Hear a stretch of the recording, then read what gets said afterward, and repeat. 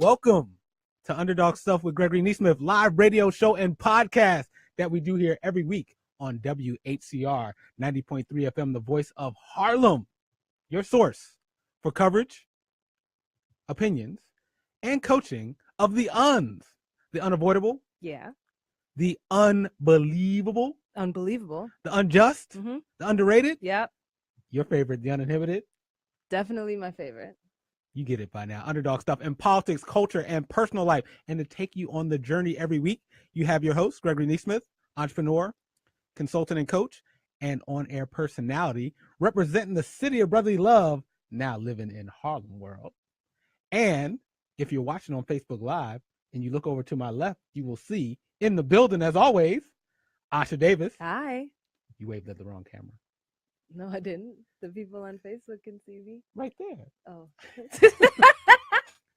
Who is an award-winning advertising executive, comedy writer, and proud Torontonian. Canadian, Canada in the house. And part of the Underdog Stuff team in the building, Kirsten Magwood. Good morning. Who is TV producer, film director, and the host of the show Best of the Best, which airs every Tuesday night and the Wednesday morning on WHCR 90.3 FM, the voice of Harlem. Today, come on the journey with us. We'll be taking your phone calls at area code 212-650-6903. That's 212-650-6903. Or for those who like to watch. And there's some people who prefer to watch. Definitely. That's all you're going to say? That's all I'm going to say. Okay, look at you keeping it Sunday. Mm-hmm. You can watch at Facebook Live, facebook.com/Gregory Neesmith, GREGORYNESMITH. Lots of letters. Yes, but once they type it in once, it just pops up again because that's how these computer things work these days. And today's show, episode, Back to Work. Back to work. Man, it's that time of year. Summer is unofficially over. Oh, man, we still got like 2 more days, man. Labor Day weekend is popping, which means it's time for folks to get back to work, back to school, and back to life. And we'll talk about it in politics, culture, and personal life today. Back to life, back to reality. I remember these tunes? I'm surprised you remember them. Oh, I do. How can I forget? These are big tunes. I know. That's when I was coming of age. And speaking of coming of age, just before we get into the show, shout out to all the underclassmen who are going back to school. All those folks who are going to be freshmen in high school, which would be 9th grade, going to be freshmen in college. All the folks starting kindergarten. They probably aren't listening right now if they're starting kindergarten, but I want to shout them out. That's nice. Yes, maybe beginning their academic journey. Yes, their parents are listening. And with that, as always, this show we will cover the unavoidable news stories of the week. Also, we'll do some unjust or just right. We haven't done that in a little while. Not in a while, yeah. And as always, we'll be taking your phone calls and comments throughout the show. So with that, let's get it. Let's talk about the unavoidable news stories of the week. Mm-hmm. And this one has been truly unavoidable and unprecedented and unfortunate, and that is Hurricane Harvey. Hurricane Harvey is, we talked a little bit about it last week when it had sort of just hit or was just sort of on its way, but really this week we saw the devastation.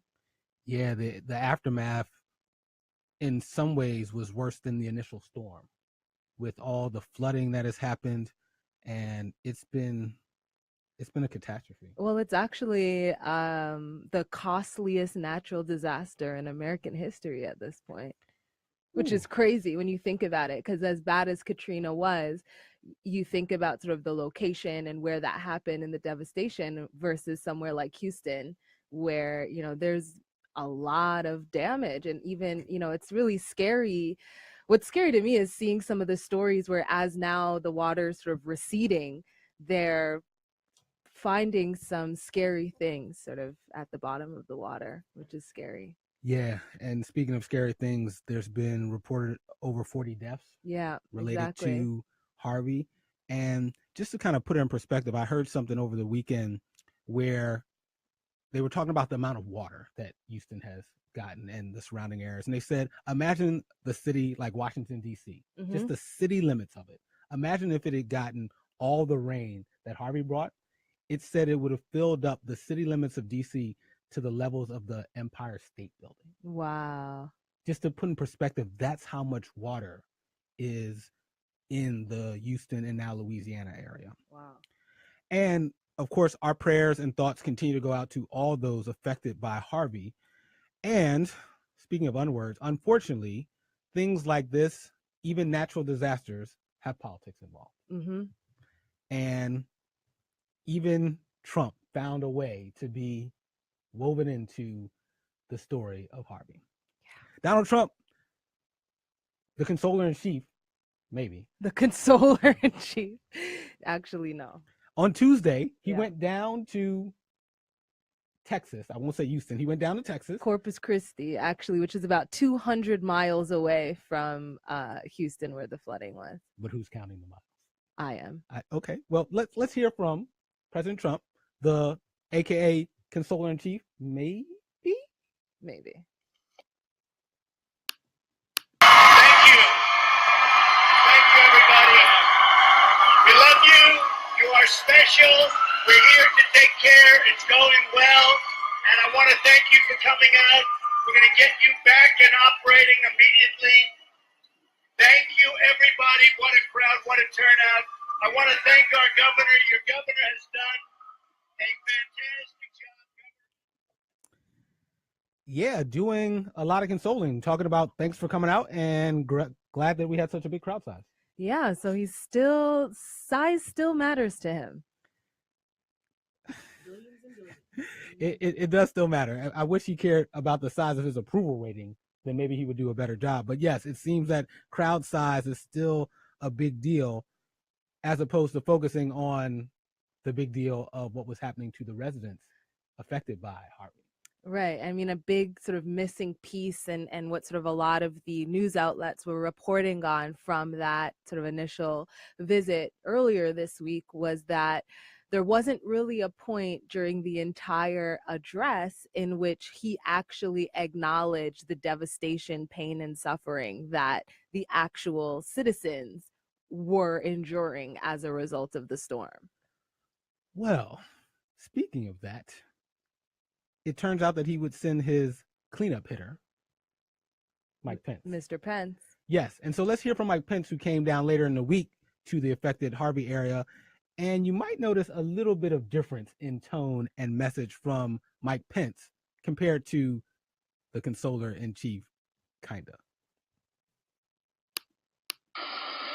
Secondly, a word of gratitude to all of your first responders here in Texas.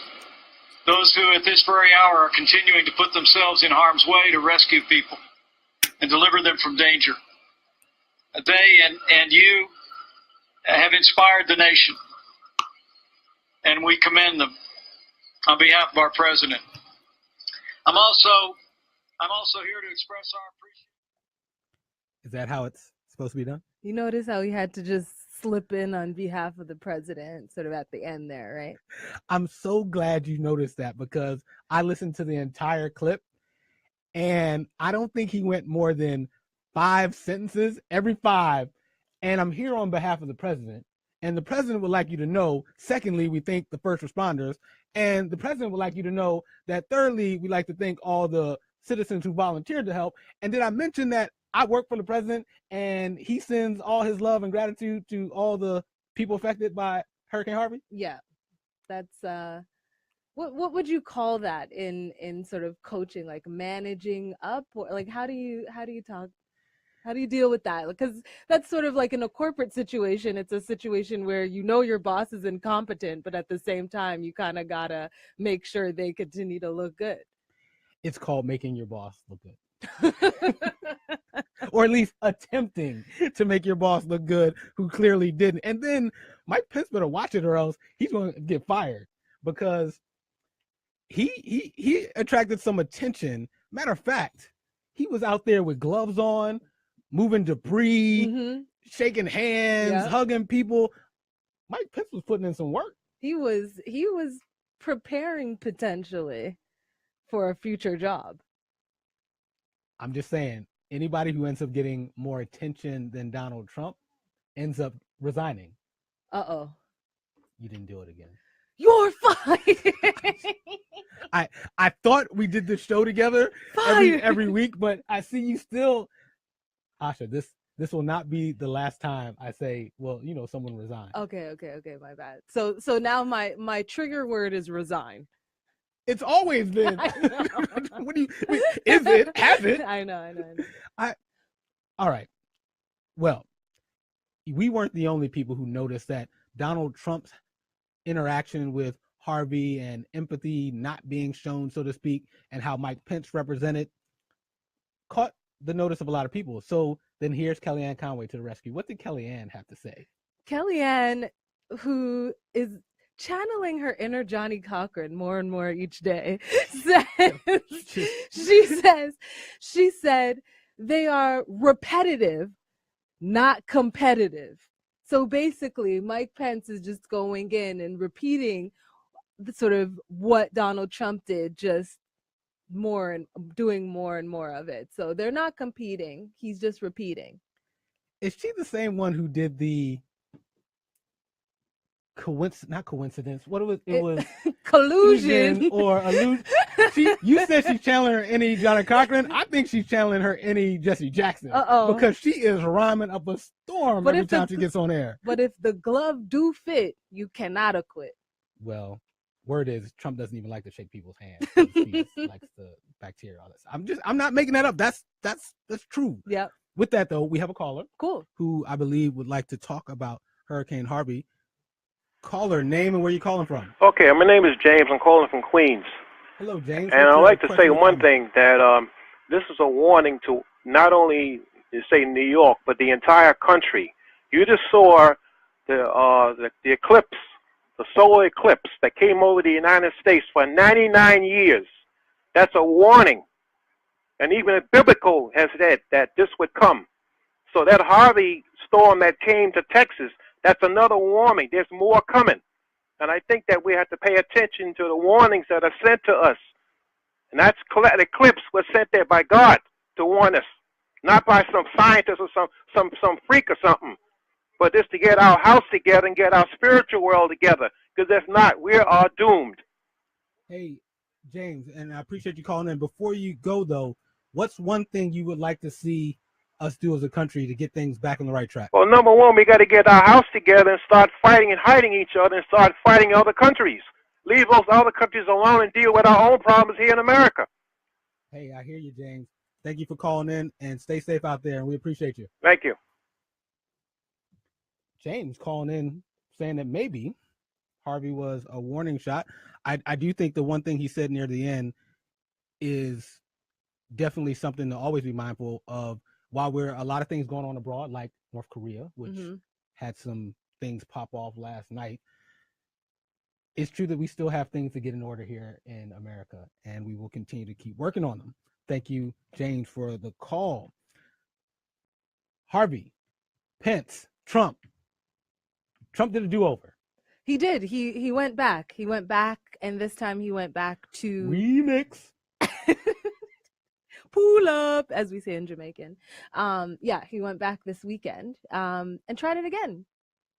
And how do you do this time? Well, he basically followed in Pence's footsteps, and this time he was out there handing out lunches and hugging babies and saying how much he cares about the people affected by the flooding. And he made a comment that it's a beautiful, beautiful thing to see.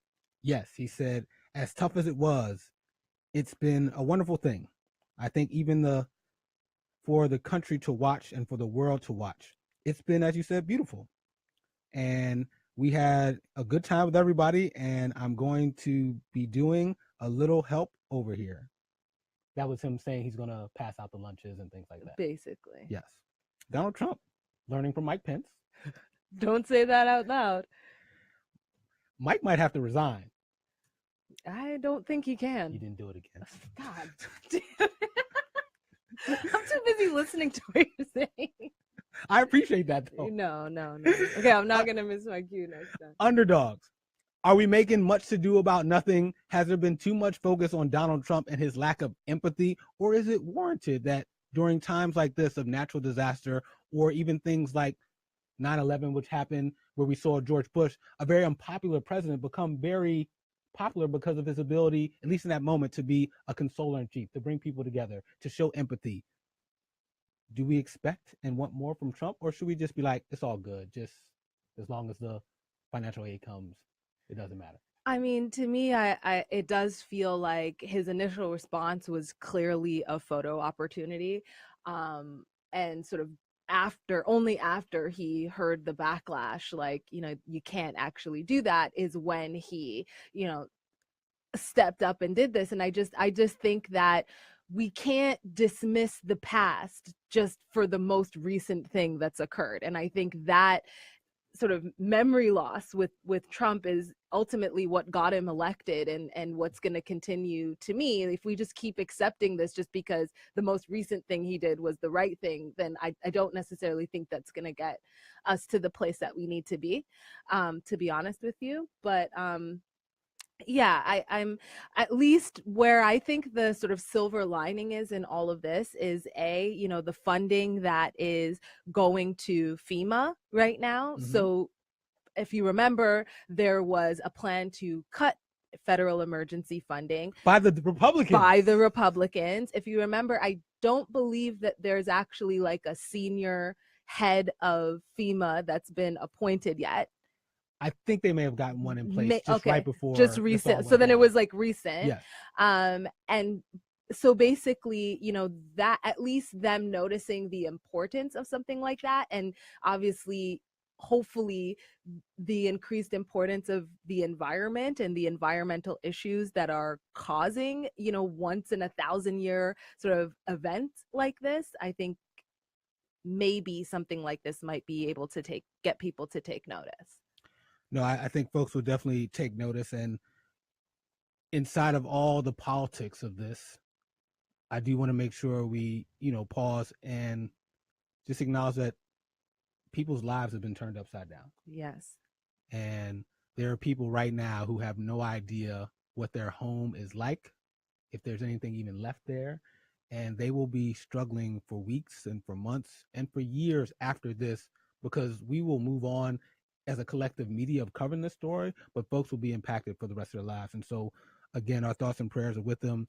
And in moments like this, there's no real words that can make it better, but it is an opportunity to lean on those people that are close to you.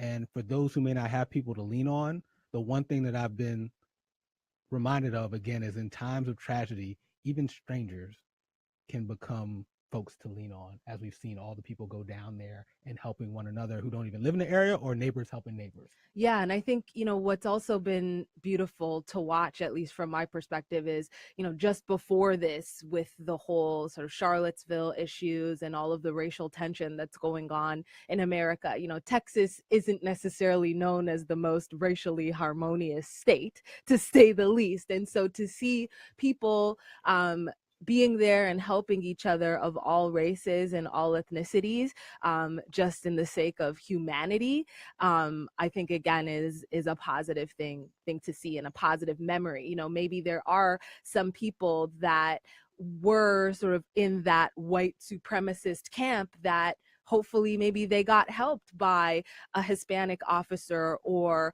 an African American firefighter, and maybe it changed their mind. Yeah. I've heard, and to your point, there's been a lot of talk about this is America. Exactly. Right? Especially after Charlottesville. And I just want to say one quick commentary of two things can be true at the same time. And it is possible for what we see in Texas and Louisiana, that is America. There is a spirit of kindness and supporting one another and rallying together. And at the same time, there are still legacies and sentiments of being anti-woman or anti-homosexual or anti-Black. And that is America too. And I think it's okay to acknowledge both. Exactly. One doesn't make one go away, but it is cool to see people coming together.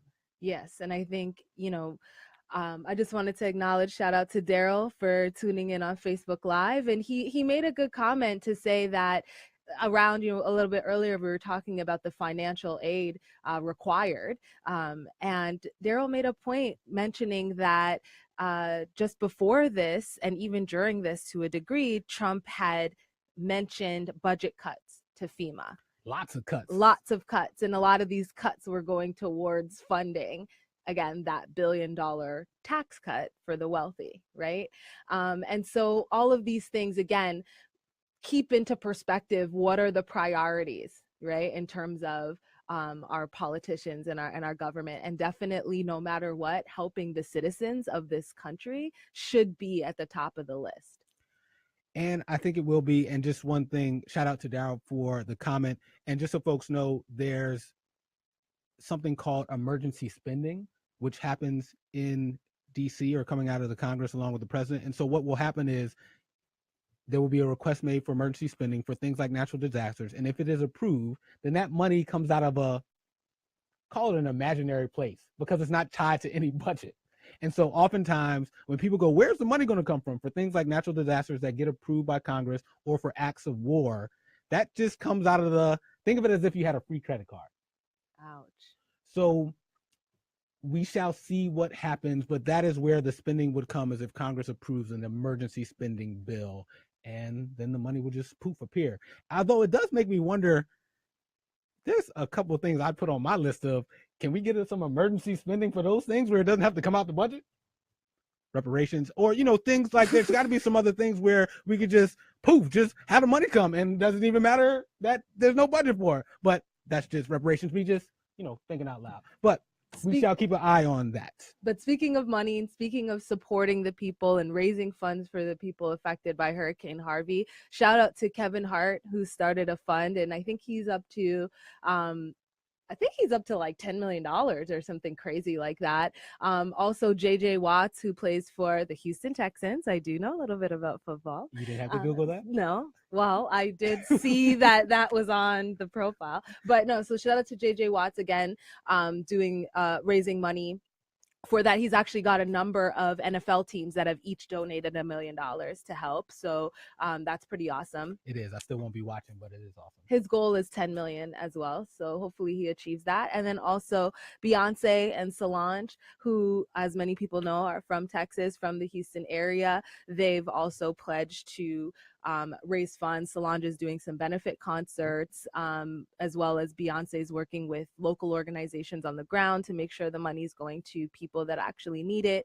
There's also going to be telethons and things like that in order to raise money. So I think for everyone out there that has the capacity to help, please do. Yes, shout out to the Beehive, to JJ Watt, and to a fellow Philadelphian, Kevin Hart, and all the stars and people that have been donating and making a difference. Appreciate you all. All right. And that was the first unavoidable news story of the week. Just didn't feel right to not start off with acknowledging what's going on with Harvey, and then unfortunately some of the politics that are going on with it too. But I love that we ended on a good note of the good that people are doing to support each other. Next up, speaking of Texas, you know what Texas borders? Mexico? Yes, it does. And the hot topic of immigration is back in the news again. Oh, in what way? Donald Trump mentioned DACA this week. DACA? DACA, for those who may not know, DACA is an acronym for Deferred Action for Childhood Arrivals. Deferred Action for Childhood Arrivals. You could have probably gave me 100 guesses. I wouldn't have guessed that. And even knowing what it truly is, the program, I feel like they could have named it better. Exactly. But basically, it's a program for undocumented children who came here with their undocumented parents. Oh, okay. And as a result, there's been a lot of talk about Donald Trump being tough on crime. Actually, people don't really realize this, but it's been reported that under Obama, there were more deportations under him than under George Bush, the previous president who was in office for 8 years. But with that said, DACA was a program that Obama put in place that says if you were brought to this country as a child, even if your parents came here undocumented, you get to stay. And so, as you can imagine, Mr. Build a Wall, Yikes. Mr. Don't let in the Mexicans who are rapists and drug dealers, Yikes. Mr.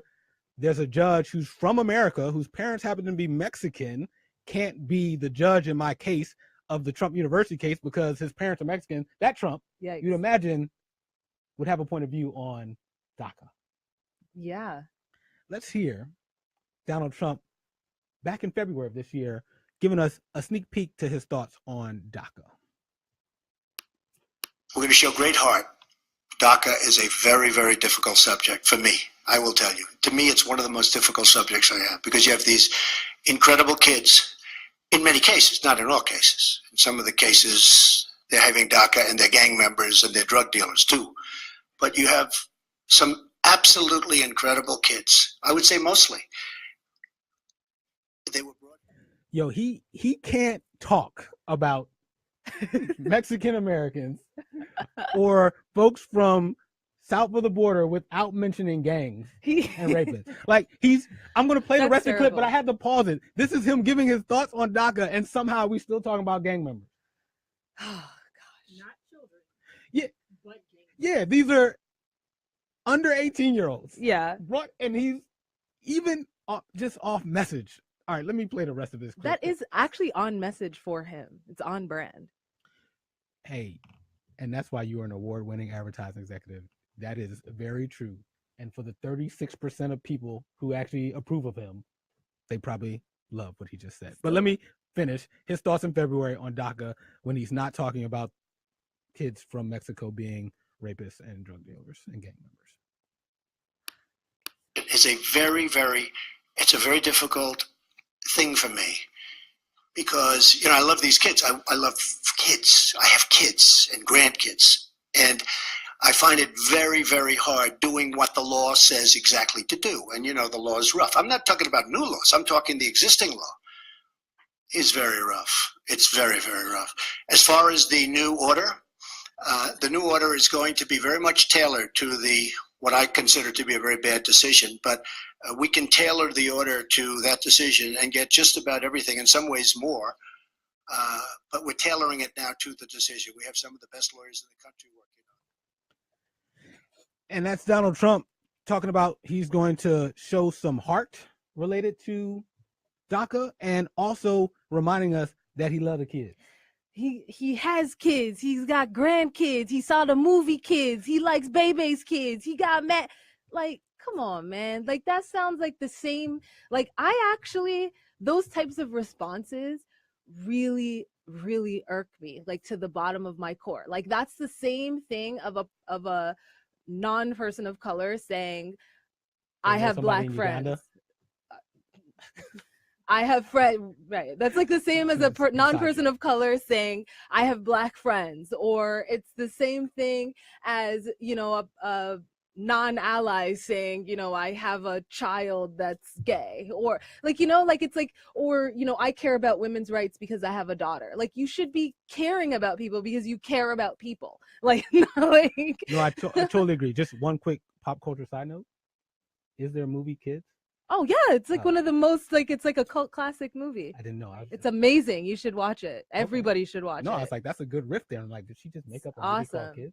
Rosario Dawson as a kid in that movie is fantastic. Oh, cool. Did not know that. Yes, but I agree with you that his rhetoric is very hollow to me. Yeah. And so far, showing heart, I have not seen much of it while he has been president. Now, with that said, DACA is, for those who've been following along, it actually is unconstitutional. While Obama did do an executive order to allow folks to stay who were brought here undocumented, those who were kids, it's actually up to Congress to pass immigration laws, not the president. And so it'll be interesting to see what happens while Donald Trump is set to give actually his point of view on it on Tuesday, because I believe the DACA program actually ends this upcoming week. And so we'll see. There's talk that he will likely punt this to Congress and say, Congress, figure it out. Either pass a law that puts DACA in place or pass a law that says DACA is illegal, but do something. It's a little scary because it feels like, again, passing the buck and not wanting to take ownership of this because he doesn't really care about the kids. I would tend to agree with you, and unfortunately, relying on Congress to get stuff done doesn't sound like a good place to place our bets. Now, just one quick note as to why this DACA thing has become such an important issue is that there is a belief that by having a large number of undocumented workers who are especially in their youth or coming of age now, probably in their 20s and so forth, people feel like that depresses the job market. And they feel like it gives a larger supply of workers that potentially may be at the entry level or lower skills. And as a result, that increased supply of workers actually supposedly depresses wages and maybe makes it hard for Americans to get jobs, especially younger Americans. I completely disagree. I'm just saying that's what's been reported as to why this becomes a very political issue, depending on how people see economics and the role of immigration overall, regardless of whether it's legal or undocumented. Okay. So something to keep an eye out on. Just a couple things that give me some, at least, hopeful or wishful thinking on this. There was an NBC poll that came out that said 2/3 of Americans actually support DACA. Mm-hmm. So for Mr. Trump, who likes to be liked, and as we see, watches TV and watches the polls, hopefully he'll realize that Americans are like, dude, your wall, all that other stuff, maybe, but on this, let the kids live. And almost 50% of Americans say our job situation isn't made better or worse by undocumented workers, especially the ones in their youth.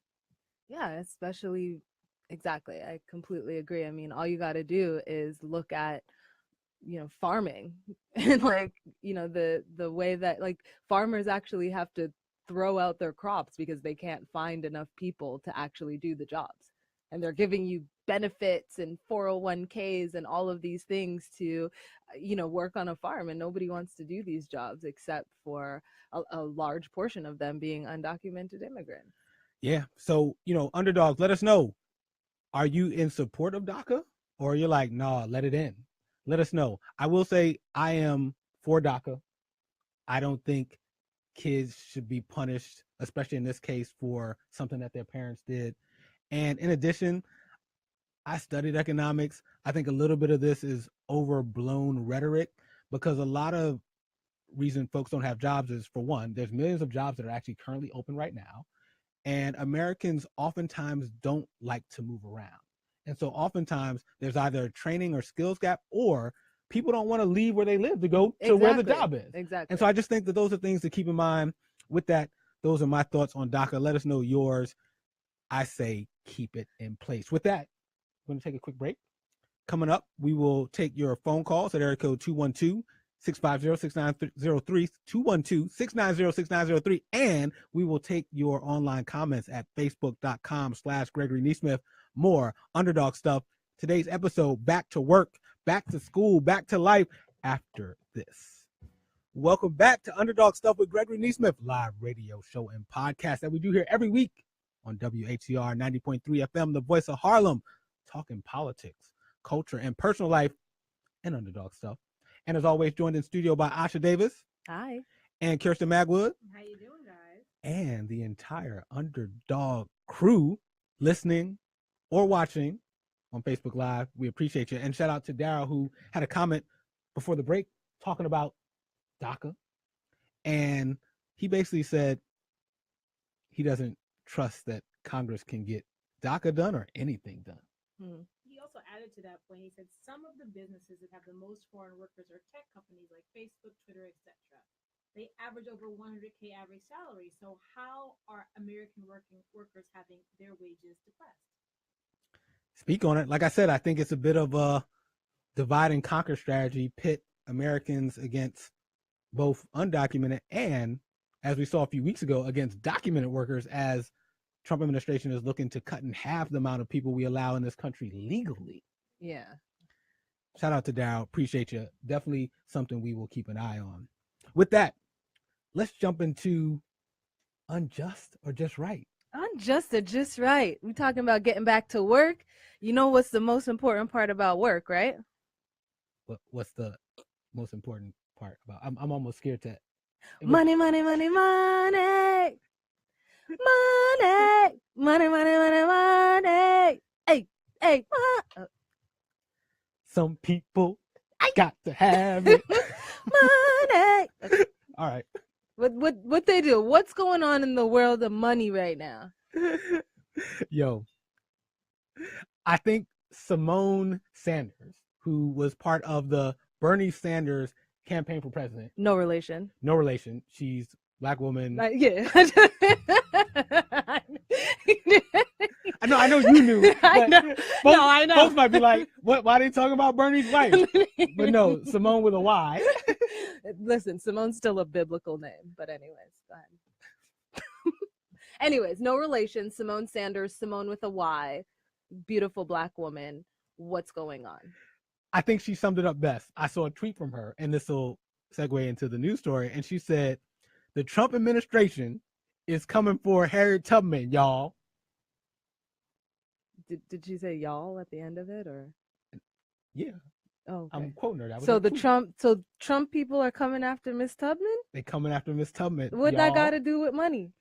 Well, it has to do with Jack Lew, who folks may not remember, but he was the Secretary of the Treasury under President Obama. And last year he proposed putting Harriet Tubman on the $20 bill, replacing Andrew Jackson, the slave-owning 7th U.S. president. So Jack Lew, who now I think that's Steve Mnuchin's job now, right? Yes, it is. Okay, so the former Steve Mnuchin had put forward a proposal to replace Mr. Andrew Jackson. Yes. Sorry, Miss Jackson. With I am for real. the amazing Miss Harriet Tubman on the American $20 bill. Yes, he announced this in April of last year, and Jack Lew said Alexander Hamilton would stay on the $10 bill because there was a debate like where's she going to go, but he said, folks were getting all excited about the Hamilton Broadway play, so public sentiment was like, let Hamilton chill, and we'll put Harriet on the 20. And so it seemed like it was going to be all good. Right, and I feel like we could have smelt this coming though. Did you just say smelt? With a T at the end. I ain't mad at you, yo. That is also a word in the dictionary. What's in it? To smelt. It's a form of like welding and metal. Anyways. Yeah, you're circumclosing. So circumlocuting. Okay, so you could see this coming. So Donald Trump, as you would imagine, during the campaign, yeah, it was people wanted to know, like, what are your thoughts on Harriet Tubman? And this is Donald Trump last year on the Today Show, letting us know how he feels about Harriet. All right. I would love to leave Andrew Jackson and see if we can maybe come up with another denomination. Maybe we do the $2 bill or we do another bill. I don't like seeing it. Yes, I think it's pure political correctness. Been on the bill for many, many. Are you surprised? I am not surprised. I feel like this is that fragility that we're talking about here. And is it just me, or before the man says, let's make a $40 bill or a $60, like the man wants to say a $2 bill, Harriet Tubman got to get 10% of what Jackson got? I mean, that's just. I didn't think about it that way. That's right. That's cold. That's cold-blooded. So let's fast forward to today. Steve Mnuchin, who's currently now the Secretary of the Treasury, was on CNBC, and they were like, "Yo, Steve, what's really good? Like, is the ball rolling on that or what?" And you will see. Listen to what he says, but to me, this is a perfect example of politicians don't answer questions. Yeah, they circumlocute. He is about to. So remember, as you listen to this, we're talking about Harriet Tubman, and somehow we're going to start talking about counterfeit bills. Wait for it. Supported the idea of removing Andrew Jackson from the $20 bill and putting Harriet Tubman on. Do you support that idea?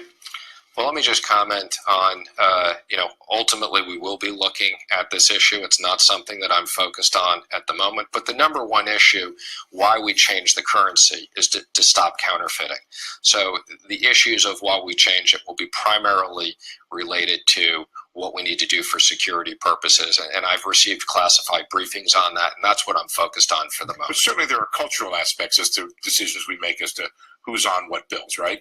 Again, people have been on the bills for a long period of time. This is something we'll consider. Right now, we got a lot more important issues to focus on. Mr. Secretary, thank you for joining us. So we talking about counterfeit dollars. I mean, he said they got bigger fish to fry, right? First of all, don't ever refer to Harriet Tubman as an issue. Ouch. That just rubbed me the wrong way. There's not an issue. There's an opportunity to get her on one of the bills that either exist today or a new one, but she has never been and never will be an issue. Secondly, how we get into counterfeit dollars over this? I mean, that's what we talk about, angles, right? It's about the angle. So they that is the definition of talking in circles. As we talk, that is circumlocution. That's what that is. I didn't know how to say the word, but I knew it was going to matter for this. That's what it is. Right. Yes, it is.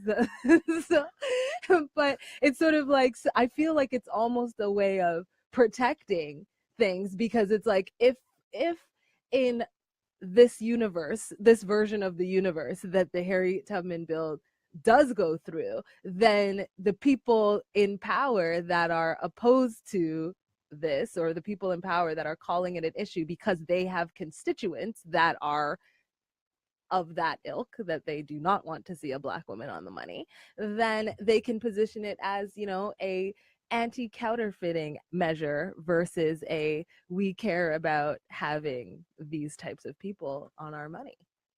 Underdogs, is this unjust or just right that it looks like there's going to be a reneging of Harriet Tubman? I don't like that choice of words. It's a spade. Reneging? It's a spade. I don't like you that don't play word. Spades? I think you got to pick a different word when we're talking about Black people on money. You can't use that word. Well, they will go back on their word. Yes. With that, I do have some closing thoughts, but I want to play something I found on the internet. And sometimes we compare Trump to being a kid, and then I've heard people say that actually kids are actually more mature at times than Donald Trump is. There's a clip of kids talking about Harriet Tubman and Donald Trump. I want to play the clip, and then it'll feed into my closing thoughts on whether I think this is unjust or just right. She went back from south and north 19 times, saving millions of people. Maybe we do the $2 bill, or we do another bill. Women have always been the underdog in life. Everyone takes women as just home moms. They take care of your children, and that's all they do. And I think women are worth a lot more than that. Welcome back. That was kids and Trump talking about Harriet Tubman, and I love the point that the young lady made near the end. And when I say young lady, she's literally a little girl, but she talks about how women have been underdogs. Yeah. And that it would be a big deal to see Harriet Tubman, who is a well-known abolitionist and humanitarian, be on one of our currencies. Now, with that, where are the women's groups on this? That's a really good question. Because we talk about intersectionality sometimes where things aren't just about Black or white or about male or female. Oftentimes things intersect. And this is a case where there's an opportunity for women's groups, along with folks who want to see things done to honor the contributions of Black Americans. And, to me, it's been very weird and underwhelming that I haven't heard any women's group go, why y'all playing with Harriet Tubman? Because that is a really last good time point. I checked, if you look at all the currency, and when I say all, I'm talking about dollar bills, from the $1 bill, let's go all the way up to the $100 bill, which I believe Benjamin Franklin's on. There's not a single woman on any of the American dollar bills. If you're not going to fight for Harriet, at least fight for Ida B. Wells, who helped get folks, I believe, the right to, there's folks out there. There's no women groups who want to fight to get a woman on one of these currencies. I mean, but let's call a spade a spade. Women's groups that are not solely focused on women of color still think that women got the vote in the 1920s. No, and women so didn't that's get the vote. not Yes, fair. true. You know? Women did not. Hey, just one underdog. So one. I think that's one quick understanding moment here. Women in federal elections, especially this came up while Hillary was running, because people were like, oh, we're going to have a first woman president. We did have the first woman nominee of a major party. And people were like, yeah, women got the vote in the 1920s. And almost 100 years later, we're going to have potentially a woman president. Just pro tip here. Women didn't get the right to vote in federal presidential elections until the 1960s. That's when all American women had the ability to go vote after the Civil Rights Act and Voting Rights Act was passed. Just want to put that out there, make sure folks know that. With that, I wish there would be no more executive orders, because I'm tired of initiatives like DACA or even things like Harriet Tubman being on dollar bills. They just come and go at the whim of one person sitting in the White House. I want someone to pass this rule or law and make it happen. So I do have a couple solutions. I would say put her on the 20. But if not, maybe create a new dollar bill, like a $15 bill or something like that. Or do what we do with stamps, rotate folks. Like, why should the same people just stay on them? There's a lot of people. There's other presidents who aren't on $80 bills. There's folks like Harriet Tubman. There should be some type of rotation, but we should get to acknowledge some of the great Americans that weren't just the 6 dudes that are on the major dollar bill currencies in the United States. There are Frederick Douglass Porters. There are Frederick Douglass Porters in rotation, which I appreciate. I do, but I'm trying to get the dollar bill, y'all. No, I'm first of all, Harriet Tubman is my line name. I'm 100% Team Harriet Tubman on the 20. I don't think this administration, as Daryl pointed out on Facebook, I don't think this administration is the administration that's going to push that through. I think they're going to definitely block that move. So yeah.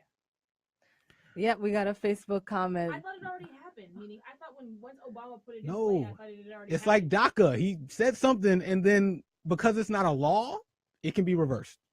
Right. Obama should have got those printed before he left the White House. Well, I'm side-eyeing Obama on this one thing. Sir, you should have left with the paper Harriet's like in a frame, because otherwise you already knew. Yes. And we got a Facebook comment where they said, the Harriet Tubman on the $20 bill getting undone is not shocking. Very good use of the unword.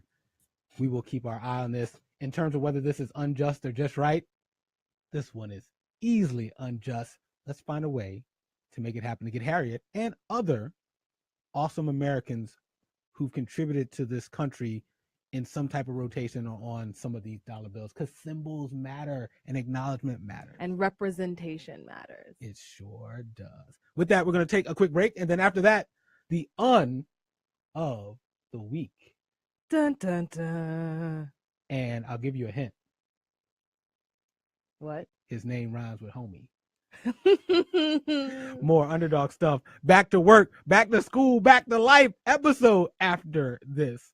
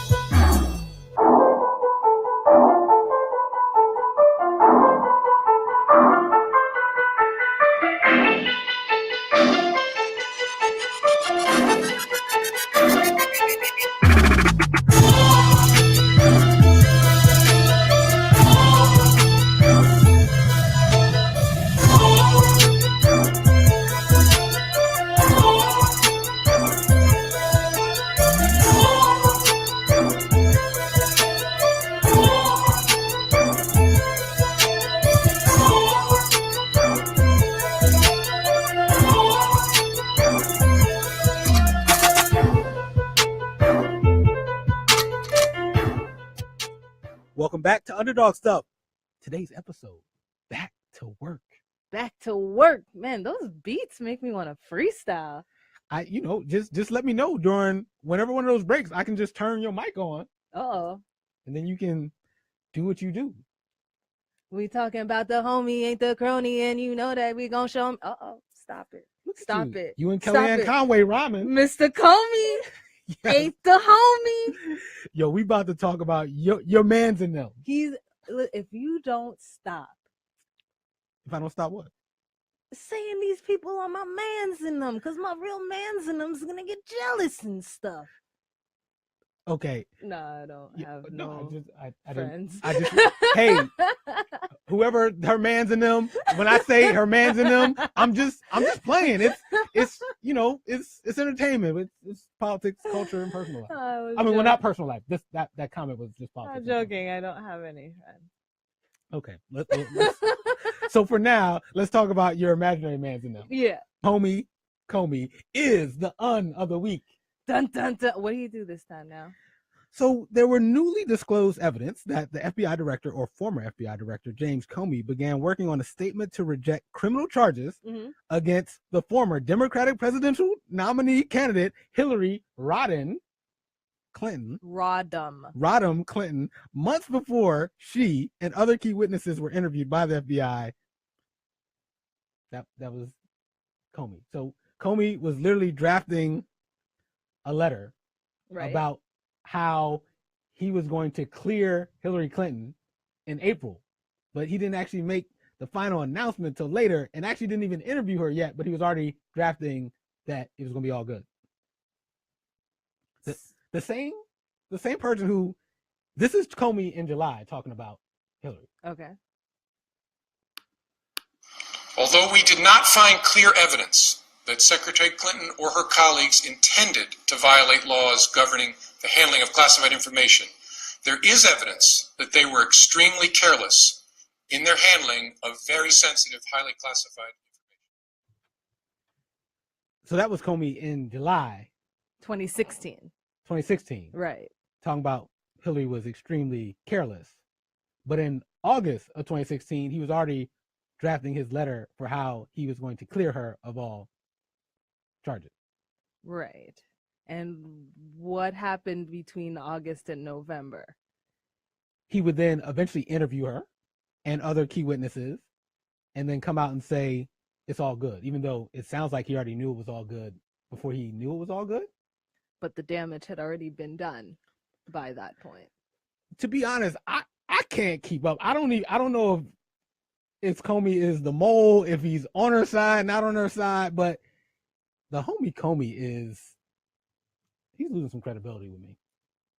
I mean, yeah. He's yeah. There was a government person who said this is how it unfolded. Conclusion first, fact gathering second. That's how Comey did the investigation. Guilty until proven innocent. I mean, that's the American way. Well, she was innocent before he even tried to prove anything. Right. But he said something that would lead people to think she's guilty prior to anything else. That's how I feel like that's how the court system here works. Fair enough. It is the honor of the week because it's unbelievable, but I'm not surprised. Right. This is the same investigation that had Loretta Lynch on a tarmac chilling with Bill Clinton during the investigation, talking behind closed airplane doors for like 40 minutes. This is the same administration under Obama that he announced that he was going to be at a rally to endorse her. And he announced that before the actual announcement of whether she would be found not guilty came out. So clearly there's coordination. Stuff's all rigged. They were never going to have anything bad happen to her, even though she was said to be extremely careless. I mean, I love Hillary. I'm a fan of Hillary, so I don't know. I'm looking at your facial expressions, trying to like read them, and I actually can't right now because I don't actually know if you're upset that she's not being charged or if you're upset that they came out and said something about her that potentially could have caused her to lose the election and put us in a situation with, 67 Orange over here, which is the name of a popular club in Harlem. Shout out. And our current president. You got any sponsors? Who are they? Orange 67? 67 Orange. Shout out. Shout out, because that's the name of our president too. Okay, they're gonna be the new sponsor. Stop it. Okay, I'm just asking. All right. So my facial expression, it is unacceptable to start drafting a not guilty or she's going to be, absolved of all charges before you've actually interviewed her and other witnesses. So that's just unacceptable. But it's also unacceptable to come out and publicly state things that you don't actually know as matter of facts that could negatively affect somebody's chances to win an election that they're currently running in. I know, but I just want to frame both of those things. I'm starting upstream. The first one is actually exponentially worse than the second one. I just want you to realize that. I'm just mad that she wasn't a better candidate and that. Right, but I'm also okay. But just can I be mad for the level setting for our listeners here? We forgot that we were mad at Comey from his little fumble with Hillary before we thought he was kind of on our side with Trump, but I just think that he's a disaster. I know, but I'll go even further back. I'm upset that she put the server in her place, which kicked all of this off, which had nothing to do with Trump or Comey. I'm gonna change the subject right now because you sound like Donald Trump talking about crowd size right now. You're bringing up things that are really not that serious compared to the person who's the president of America. So you know what we're going to do? We're going to go to break. We're going to keep it locked. Yeah. Mic check, mic check. Keep it locked on WHCR 90.3 FM. Okay. New York. All right. And that was the Under the Week. And speaking of the homie Comey and today's episode, Back to Work, which is also a time of year where folks go back to school, the homie Comey is going back to school. Oh, he got a new job? Yes. Where? At the Real HU. What's that? I know. I just want people to know. I didn't know whether that was a Canadian remark or. I do know. Okay, so we're talking about Hampton. Hampton University? I did that for all the folks. Yeah. I know what I'm doing here. That gets them riled up. I'm like, we talking about Harvard. Oh, no. We missed the real eye roll. Like what? We are talking about the Howard University. Shout out to a lot of the Bisons who are friends of the show. We appreciate you. I just playing. I know who the Real HU is. And the homie Comey will be there doing the whole teaching thing.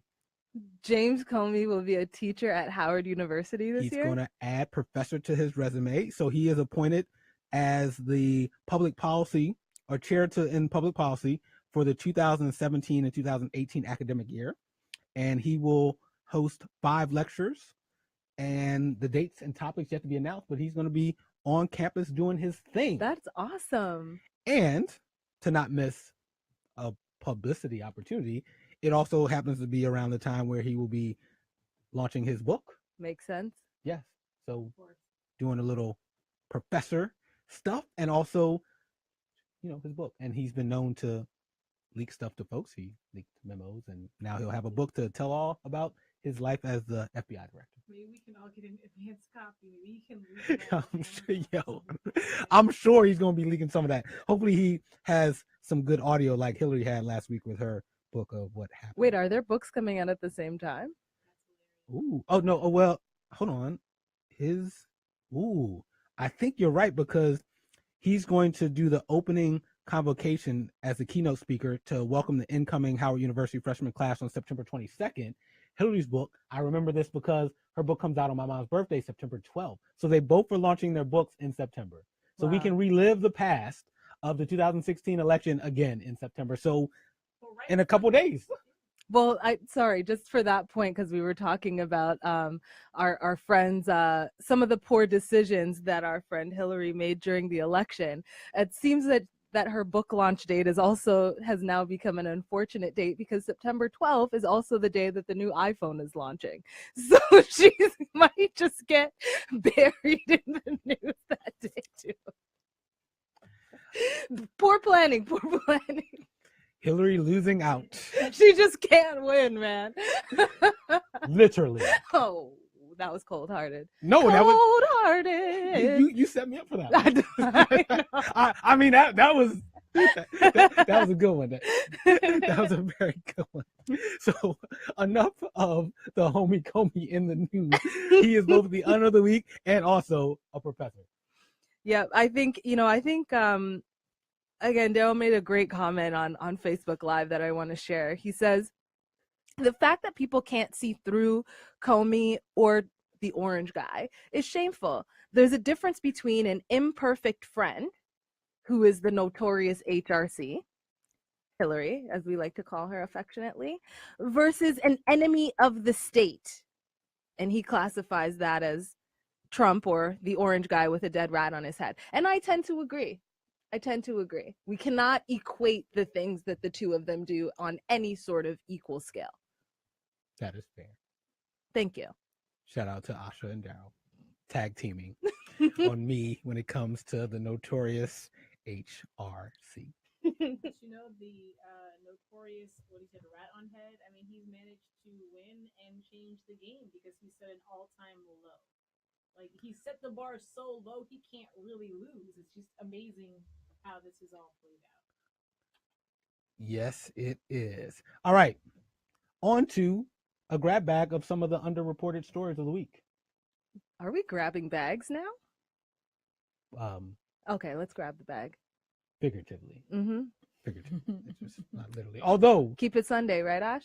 Yes. Although this is a bit of a bag grab in our first story. So we've been talking about back to school or back to work.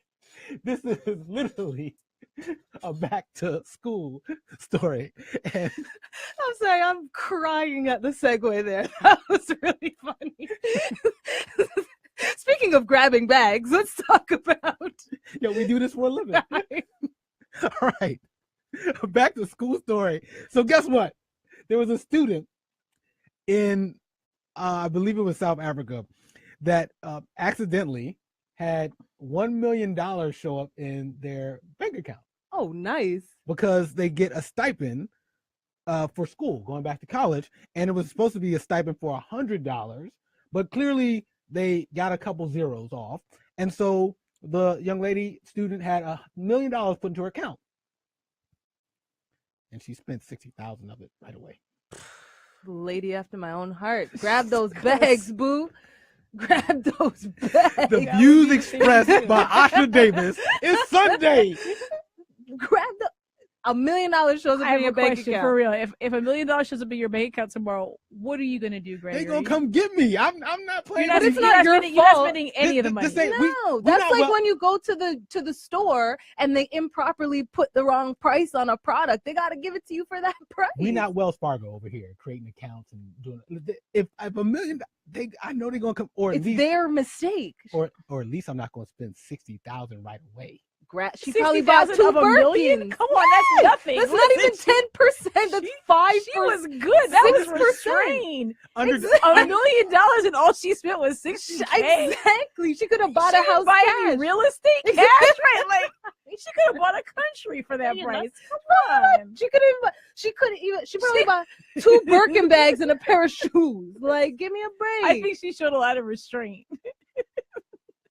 Go ahead, my girl. Grab that bag. You know, as Cardi B say, she got a new bag and fixed her teeth, boo. Hashtag Bodak Yellow. I hope $60K went to something they can't repossess, like some good dental work. You know what I'm saying? Some life insurance or something. I hope she bought something real good with $60K.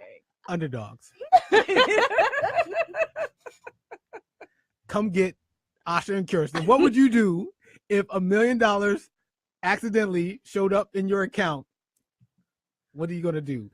Clearly, this woman, she was a student. She was a child. Let's call her a child. This young adult, spent 60 of it.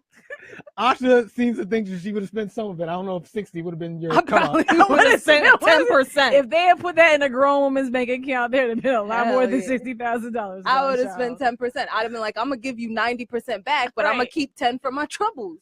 Right, you have bothered me with the aspiration of $1 million today. I've not been bothered with this thought, and now I've got to, the stress you've put on my life. I've got news cameras interviewing me now. Like, least I can do is keep 10%. I'm glad I saved this story for the second hour. Even Jesus wants 10%. What if I get if I tithe? Look, that's how you do it. I'm gonna go ahead and tithe on that $1 million first, and then I'm gonna let God work out what God wants me to do with the rest.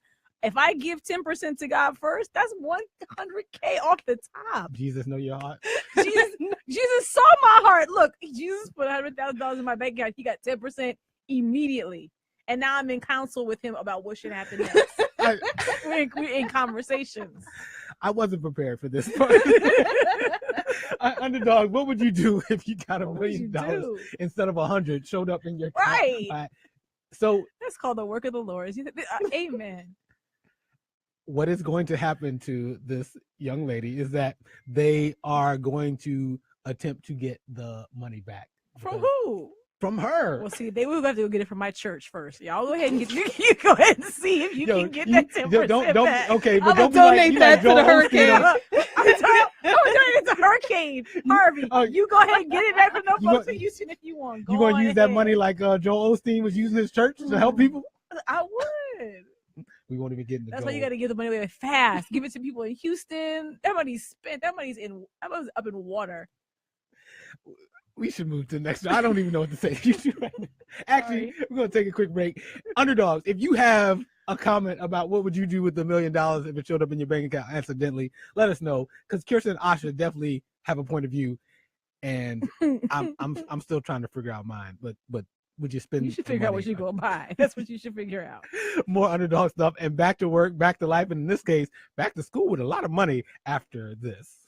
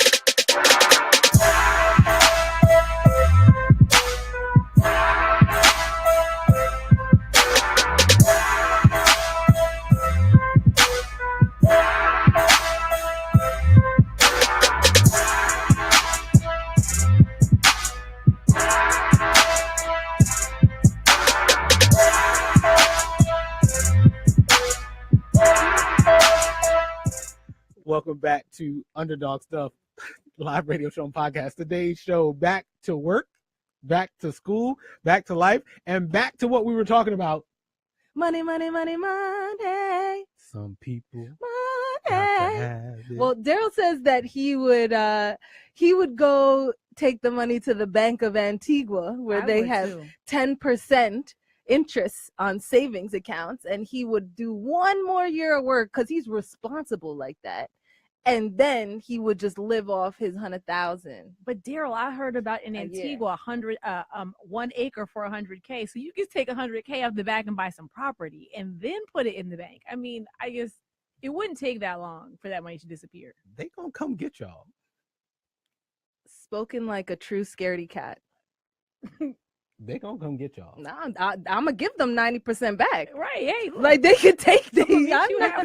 I said I'm giving 10% to Jesus, and I gave 10% to Harvey. You should go see them folks down in Houston if you want your money back. Like, what kind of person does that? Fair little Robin Hood. If you get that kind of thing, you at least owe it to the world to do a little Robin Hood exchange. You know what I'm saying? Like, Underdogs, let us know. Area code 212-650-6903 or comment on Facebook Live, facebook.com/Gregory Neesmith. Other underreported stories of the week. Speaking of money, and earlier we talked about executive orders. Donald Trump is at it again. this time trying to get back into people's paychecks. Oh, man. Yes.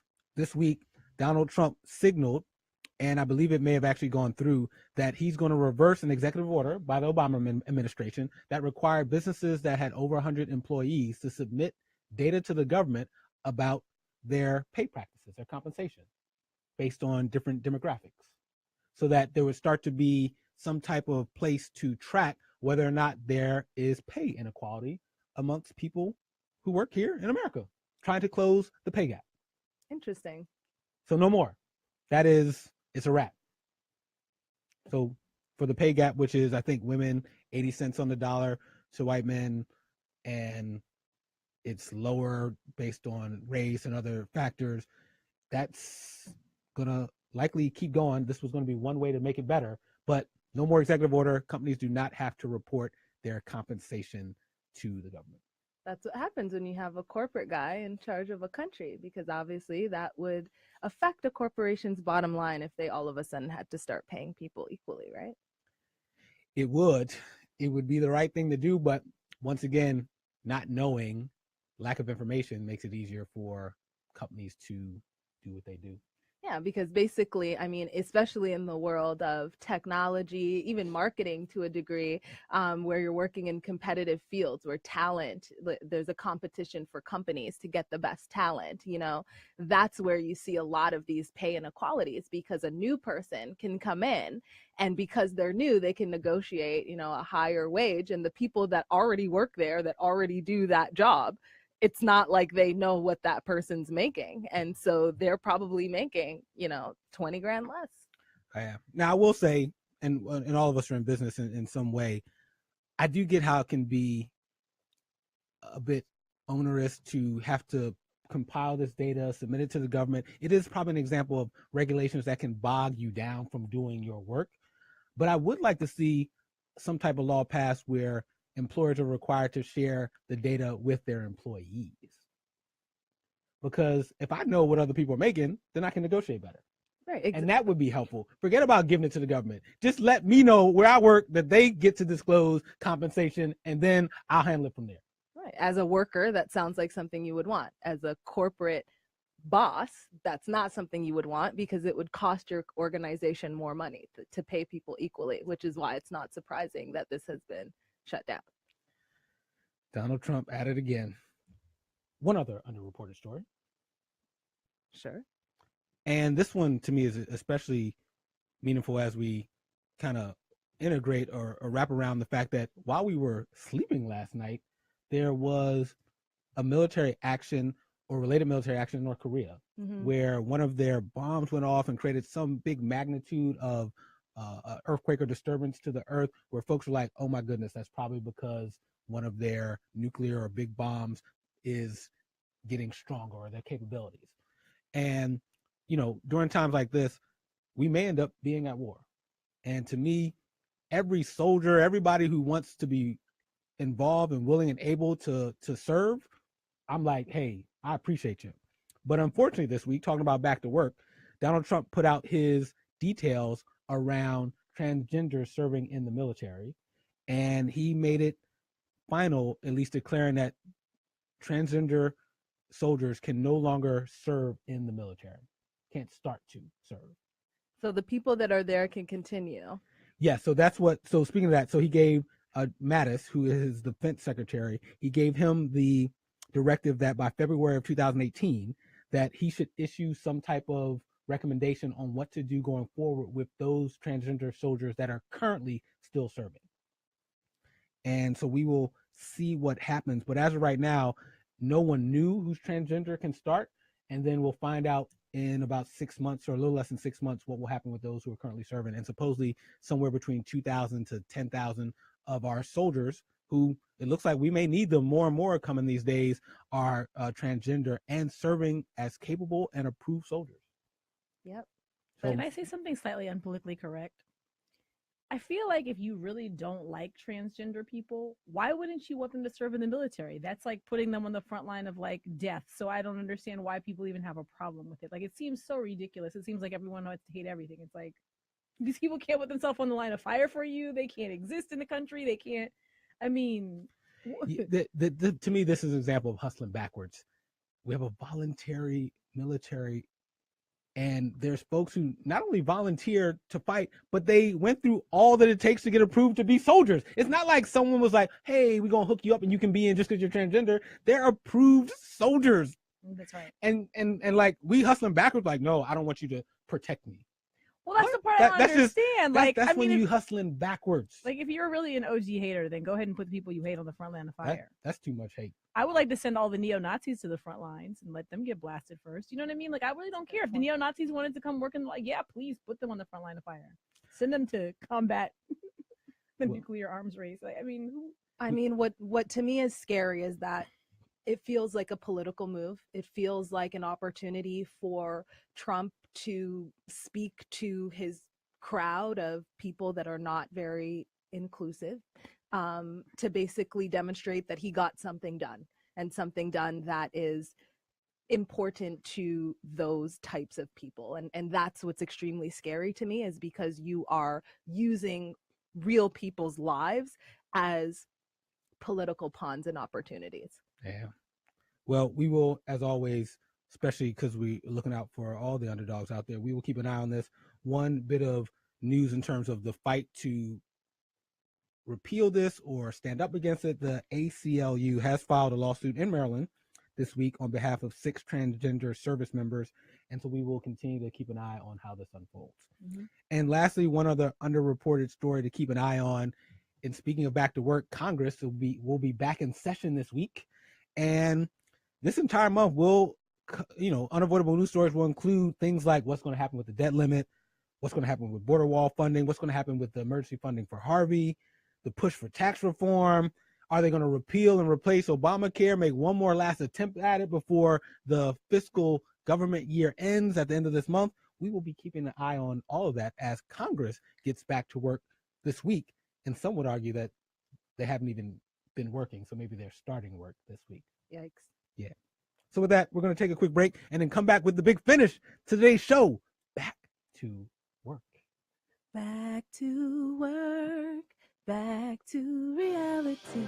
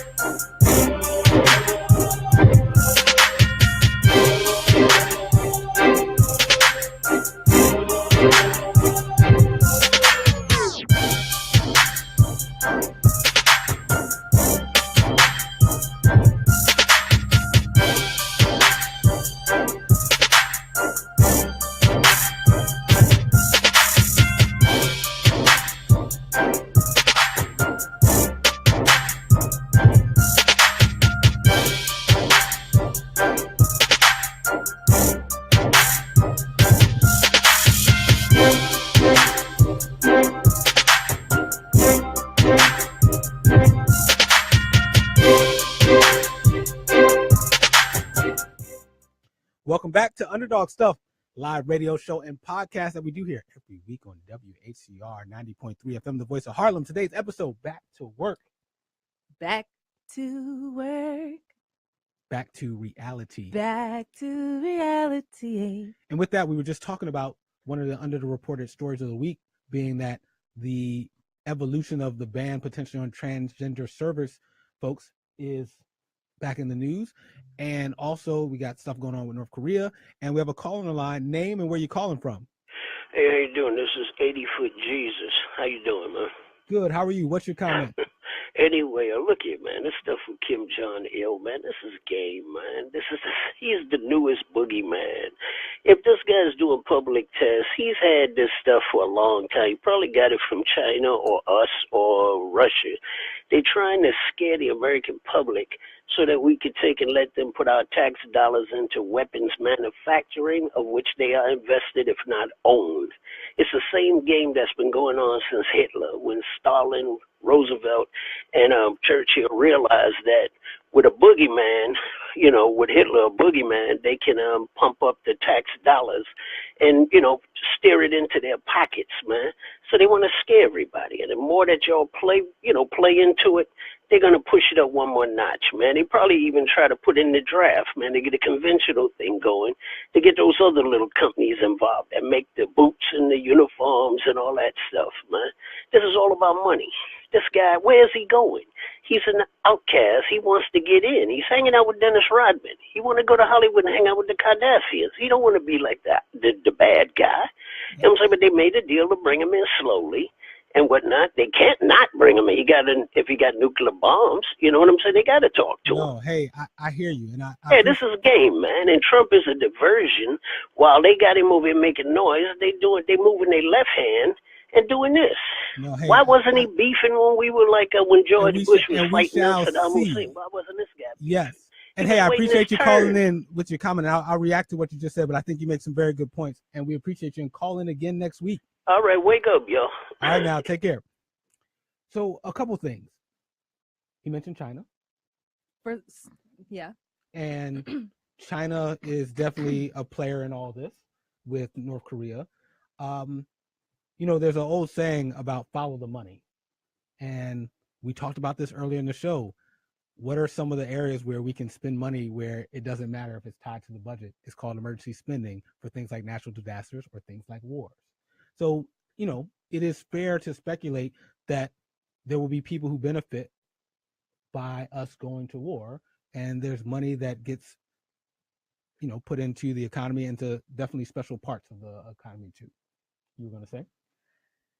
No, I hear your points. I appreciate our caller calling in as well. I just want to say for our listeners and for people listening into the podcast, one thing that we do want to be mindful and respectful of is the words that are used to describe certain things. So, none of us on this show condone using the word gay to describe something in a negative fashion. Yes. No, not at all. That is never acceptable. No. Here, at all. So there may be some games being played, but we definitely do not condone that at all. At all. Cool. So with that, we are coming to the big finish of the show. Mm-hmm. And it is time for your favorite part of the show, which is Uninhibited. Uninhibited. Yes. The part of the show where what Uninhibited is about. Uninhibited is my favorite part of the show. And this is the part of the show where I get to ask Gregory a question that he does not know before the show, and he has to answer in the most open and uninhibited way possible. In previous shows, we've talked about his personal life and the types of ladies that he likes, and today might be a little bit different. You might have misheard you, so I will correct that. Yep. Got it. Yep. Yes. Oh, actually, that was the caller, and so his thing was if he was misheard, he said game. Oh, yes. Thank you. Yes. So he said he had some very. Thank you for correcting that, sir. I really appreciate it. He had some remarks he wanted to make, which I think were fair about follow the money. Let's realize that players like China are involved in all this, and that it is fair that oftentimes people create foils or bad guys to then make certain things happen. And so he was saying, watch out for the game that's being played right now related to North Korea and war. And so we appreciate his comments. And he said nothing related to gay. It's all about the game, and we're going to follow the money and follow the game that's been playing here. Speaking of games, yes, we ain't playing them. No. When it comes to Uninhibited. Yes. And so today's question, we've been talking about, getting back to work and making that money. And today I'd like to take our question in a different direction a little bit, as I was sort of saying a little bit earlier, we've been talking, a lot of the uninhibited questions have been really personal to your personal life. And I'd like to ask you a bit of a business question this time. Okay. Speaking of getting back to work. Cool. I'm not just a businessman. I'm a businessman. I'd like to know I'd like you to talk openly about, some of the feelings that you've had when you may have dreaded going into work, when you may not have wanted to go back. It's always, for us, regular people. Going back to work after a long weekend is never easy, but I know for you, you were in a position where you wanted to leave your job for a while, and I would love for you to just open up and talk about those feelings of going to work when you didn't want to be there and how you sort of got through the day to day. Yeah, no, that's a very good question. There were times where I literally was sick physically, couldn't sleep at night, couldn't find the energy to get out of bed because I had mentally and emotionally started to check out from work. Mm-hmm. I was probably a few months away from actually saying it out loud and resigning, but I had already started to, you know how they say the mind and body are in perfect sync? Mm-hmm. It's unfortunately true. So I was in perfect sync. My mind and body were like, yo, you are checked out. Yeah. And my work performance started to suffer.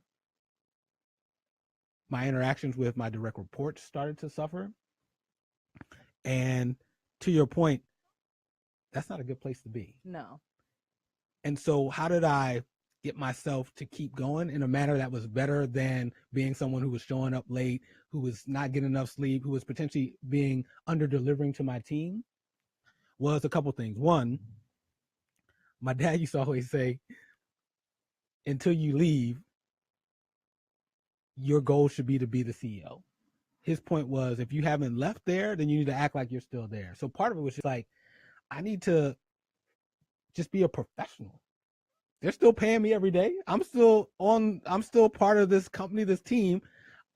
I get to like do my job. Also, I think there's times where it's helpful when we don't just think about ourselves. I may be leaving, but the person who's reporting it to me ain't leaving. Yeah. The person reporting to me is trying to get a job done. They have a performance appraisal each year. The cross-functional team that leans on me for support, they're trying to put food on their table, do their jobs well, meet their goals. Yeah. So even if I couldn't get out of bed each morning for myself, remember that it's bigger than me. Exactly. And there's people who I actually care for and like as people who I happen to work with, that I get to do a better job during that time when I was ready to check out, if not for me, at least for the people I work with and actually care about. Like, they're good people.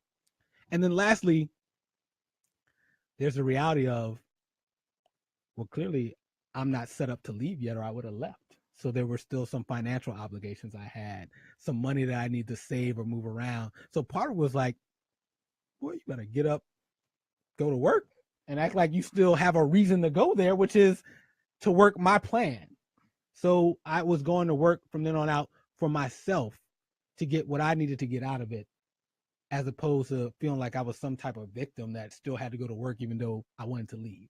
So those were some of the things that helped me keep going, which was, for one, I hadn't left yet, so I need to be a professional and protect my brand, right? I don't want my brand to be remembered as the dude who came in late and didn't do his work. Then also be the person who looked out for the team that supported me. I get to support them. Even if I didn't feel like it, I do it for them. And then lastly, look at what are the like substantive reasons why I'm still going to work. And there were some financial obligations, some other things that I needed to and wanted to accomplish. And so that was motivation to get out and get to work and change that, oh my God, I don't want to do it. And that was how I survived those last few months of being in a place where I was ready to check out, but clearly I wasn't going yet. So I got to make the best of it. So basically, protect your brand, look out for the team, and stack your bread. Yeah. Are the primary thoughts to keep into your head. Yeah. As to why you need to fight through the darkness and go to work every day with a smile on your face, even if you don't want to be there. Yes. And I love the way you phrase it, protect your brand. The world's a small place. Yeah. Especially in a lot of the industries that everyone works in. You want people to remember your brand as being one that is dependable, that makes stuff happen, that gets the job done, because that person or people you work with, they might be some other place someday, and you guys might end up connecting, and them remembering you as being someone who didn't make it happen or remembering someone who finished strong could be the difference between an opportunity in the future or not getting one. Mm-hmm. So I love it. Protect your brand. Yep. Yes. And so those are my thoughts. Protect your brand. Protect your brand, play for the team, and stack your bread. Yes. Very cool. And that gets us to the end of the show. Yeah. Yes. So today's show, back to work, back to life, back to school. Back to reality. Yes. So I just want to leave you with my closing thought, which is my unword for today's show, which is uncover. Uncover. Yes. And I say that because a lot of folks are going back to work next week or getting back into their groove. And I think it's always a good time as we go into the fall season to really uncover what is it that you really, really want to do. Because if you're feeling like I was related to your uninhibited question, this is the time of year to start to get very introspective about what do you want and start to figure out a plan to go really pursue the career interest that you have if you're not doing it right now. And I'll leave you with one of my favorite quotes I remember from Eddie Murphy, who was so profound. He was on our Arsenio Hall show back in the day. And Arsenio asked him, how'd you know you wanted to be a comedian? And Eddie said, I always knew. He was like, and I think we all know, he says, but I just think we let life tell us different. So take those words from Eddie. You actually already know what you want to do. Go make it happen and get back to the real work that you want to do. Blow those leaves away and uncover your dreams. Yes, indeed. And in the meantime, protect your brand before you leave wherever you at. With that, I want to thank all the callers. Thank you to our callers, especially thank you to our last caller for clarifying his comment. Really appreciate it. Yes, we appreciate you. And also James, who called in earlier. Please call in again. Also, shout out to all the folks who were following along on Facebook Live. Yes. And all the comments. Definitely appreciate that. And shout out to the Underdog Stuff team, Kirsten Magwood and Asha Davis in the building. Holla. And if you missed any of today's show, the podcast will be available ASAP, like tomorrow. And also, special shout out to the host, Gregory Neesmith, GregoryNeesmith on Facebook. Yes, you're getting there. You're getting close.